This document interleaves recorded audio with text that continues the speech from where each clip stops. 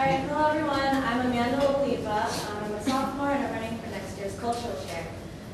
So what Filipino-American culture means to me and why I want to even run for this position is, think about it. So think about your religion, your faith, your belief, and why and how your parents instilled that in you.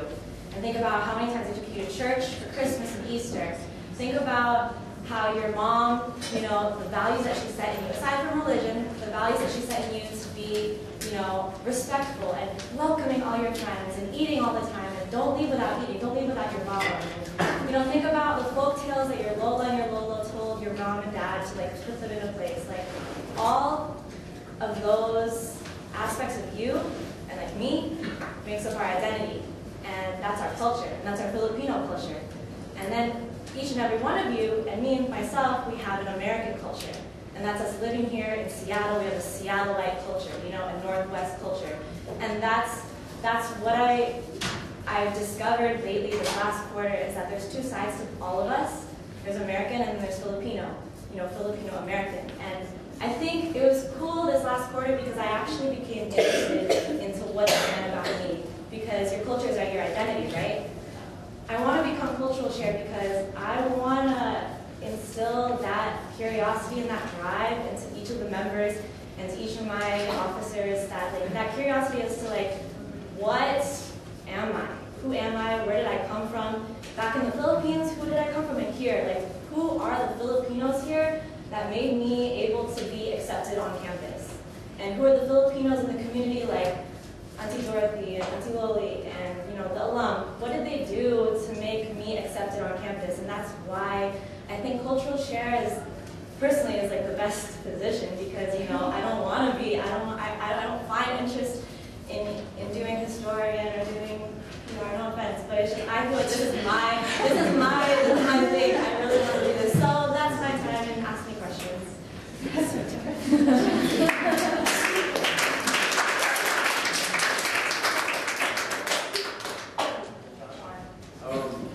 Specifically, what will you do as cultural chair to help instill Filipino pride amongst the members of FASA? Okay, so I see, for next year, Filipino History Month is October.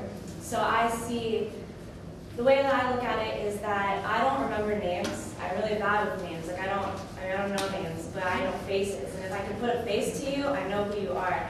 And the way I see campus, when people come at the end of September, I see the campus with faces, Filipino faces, and I'm not just talking about, I'm talking about Rizal, I'm talking about, famous Filipinos from the Philippines, but I'm also talking about Filipinos from the Seattle area that have done stuff for this community. I know that I have resources, fonts, there's a special collections underneath Allen. I know that I have resources from the alum that can help me out and figure out the exhibit that I can make for that. And the exhibit that I want to utilize the hub, I want to utilize the ECC because those are going to be new buildings. And they're going to have a lot of areas to display events. I mean, Kane even has this huge gray spot where you can put posters on for free. If you could put a huge face of Rizal there, I think if people just saw faces when they come onto campus next year, it instills talking and it instills questioning. Oh, who's that? Oh, well, that's that person, and that's who we came from. So that's Filipino History Month, and then there comes Mungabi. I feel like I have the resources to make that work. I can tell you that I come from a youth group of Lucas Los Dias, so I have musicians that worship and know how to praise God. They know how to they performed that way before. They do that. And I feel like I could put that on too. And then there's Phil Night. I have a vision for Phil Night.